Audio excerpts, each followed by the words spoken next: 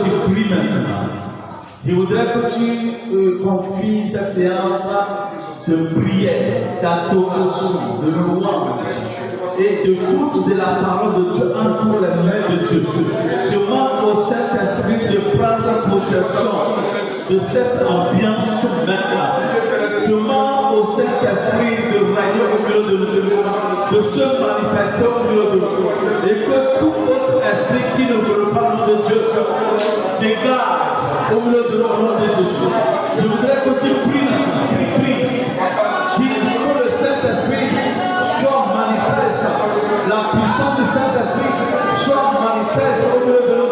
Tout ce qui est lourdeur spirituelle, tout ce qui est intimidation démoniaque, que cela soit voué à l'échec, que cela soit nul et l'avenu, que cela soit nul et l'avenu, au nom puissant de Jésus. Mais un combat à livrer. Donc, sachez que je suis là pour un combat. Et parce que toi aussi tu es là pour un combat. Alléluia. Ou bien tu n'es pas content pour combattre. Alléluia. Le Seigneur va te donner toutes tes possessions. Je pense que ce matin, rien ne peut t'empêcher encore dans tes portes au nom de Jésus. Et ce matin, après ce message, tout ce qui cause des difficultés dans la possession de ta destinée est voué à l'échec au nom de Jésus. Et quelqu'un qui ne reconnaît pas cette opportunité, tu ne reconnais pas ta porte qui est ouverte, tes yeux seront ouverts ce matin. Pourquoi nous devons prier pour que les portes cachées à vous soient ouvertes, soient visibles et accessibles à chacun de nous. Amen.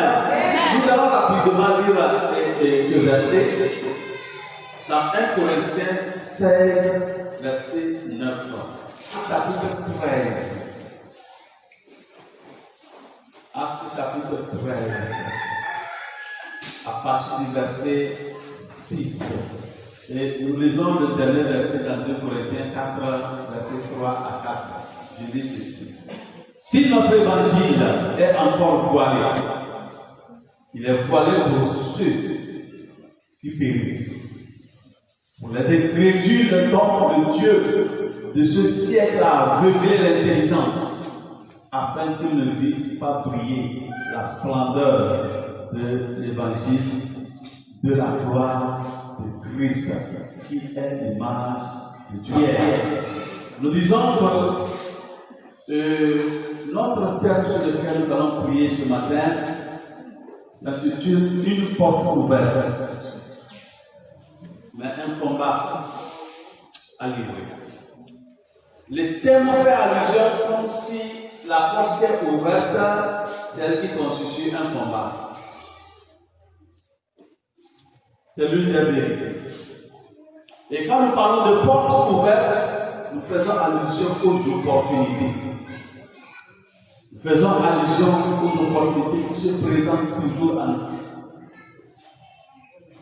Nous faisons allusion aux occasions qui se présentent à nous. Nous faisons allusion aux bénédictions qui nous appartiennent de nom, mais nous ne les avons pas encore saisies. J'espère que vous m'écoutez. Le combat, nous tous nous savons ce qu'est un combat, c'est la lutte. C'est la lutte. Ce sont les déclarations victorieuses que nous devons mener pour récupérer ce qui nous attend, pour saisir ce qui nous attend, qui n'est pas encore dans nous. Alléluia. Et nous devons savoir que la parole de Dieu nous rappelle que l'évangile est une bonne nouvelle. Et cette bonne nouvelle constitue une lumière qui éclaire le monde qui est plongé dans les ténèbres. Mais partout la lumière veut briller, veut régner, les ténèbres se lèvent pour l'empêcher. Vous êtes ici sur un champ missionnaire. Il faudrait que la lumière de l'évangile perce les cœurs. Il faudrait que la lumière de l'évangile amène ceux qui sont perdus. Ouvre les yeux de ceux qui sont perdus. C'est de la même manière, Paul donnait cette déclaration quand il était à Corinthe. De cette occasion de l'évangile, lui a été donné de prêcher. Mais il constate des oppositions. Et il constate que cette grâce, cette occasion, cette opportunité qu'il a ouverte pour prêcher l'évangile, il constate des oppositions dans cette opportunité.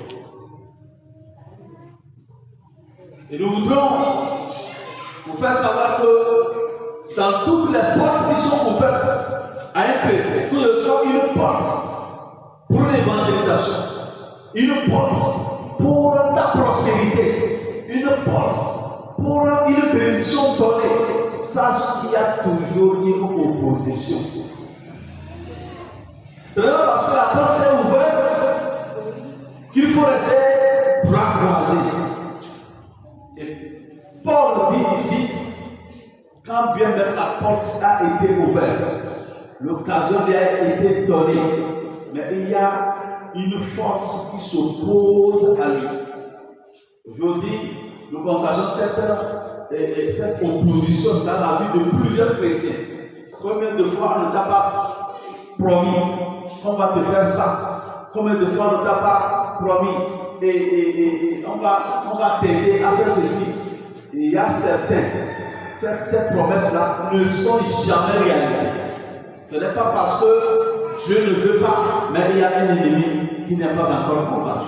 Et je crois que ce matin, tu vas te lever et combattre cet ennemi au nom de Dieu. Praise the Lord. Alléluia. Vous allez voir aussi que en matière d'évangélisation, et tu disais tantôt que si vous êtes sur un champ d'évangélisation, un champ missionnaire, vous êtes appelés à évangéliser, à parler de la parole de Dieu. Mais sachez une chose, il y a des limaces qui s'opposent à votre évangile sur ce terrain. Il y a des limaces qui se lèvent et détournent l'attention des gens de votre mission. La Bible dit que Paul et Barnabas annonçaient l'évangile. Mais Elimas, le magicien, s'opposait et cherchait à détourner le proconsul de la foi. Parce que le proconsul était un beau fonctionnaire qui voulait écouter le message, voulait écouter l'évangile. Mais ce magicien, ce possédé, s'opposait, l'empêchait de ne pas écouter la parole. Il y a ces Elimas-là partout dans nos études.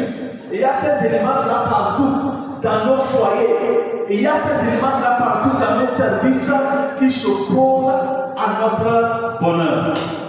Tant que tu restes bras croisés, tant que tu restes toujours les yeux fermés, tant que tu ne dises rien, ta prospérité sera toujours menacée.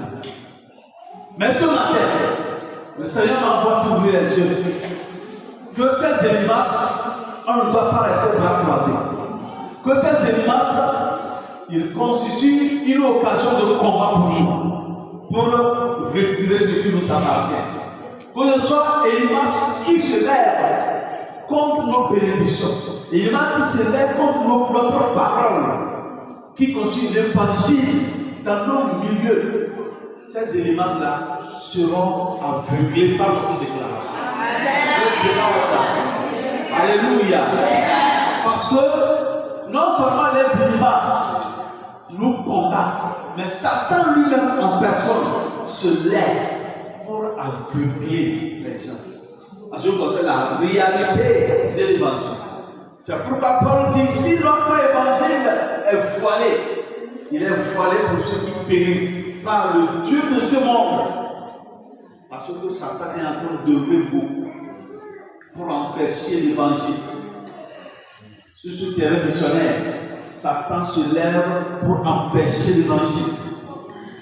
Il ne faut pas rester par la. Tu dois prier contre tout voile qui est sur les yeux des gens de cette localité.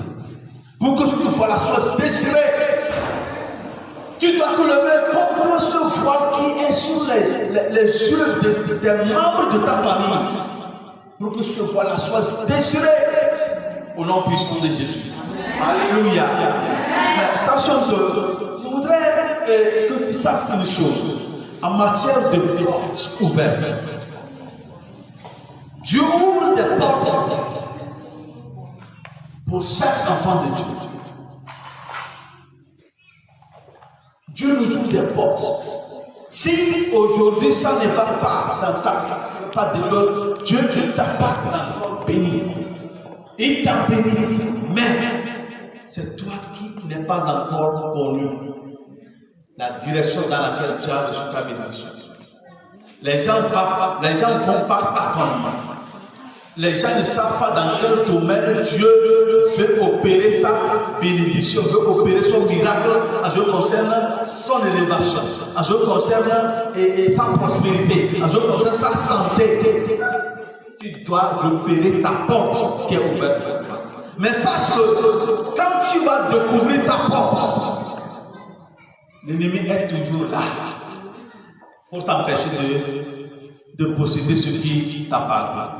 Quand tu vas découvrir ton opportunité qui est créée pour toi, sache qu'il y a toujours un ennemi. Paul ici nous fait allusion à cette porte qui est ouverte. Dieu a créé des occasions pour son évangile et pour que l'évangile atteigne les âmes. Mais il y a des ennemis qui s'opposaient à lui. On reconnaissait que son ministère à Éphèse était une grande opportunité. Mais il y a des empêchements. Il y a des empêchements. Dieu a permis à plusieurs chrétiens aujourd'hui, par leur projet, d'accéder à des dimensions élevées. Mais les empêchements se sont multipliés. Une porte ouverte, d'un accès grand, mais les adversaires sont nombreux. Les adversaires sont nombreux. Le diable s'oppose toujours à l'épanouissement de ceux qui croient en Jésus-Christ. Il faut savoir ça. Mais ce n'est pas une occasion pour nous intimider, mais c'est une occasion pour nous montrer la puissance du Saint-Esprit qui nous aide à récupérer tout ce qui nous appartient. Alléluia. Praise the Lord.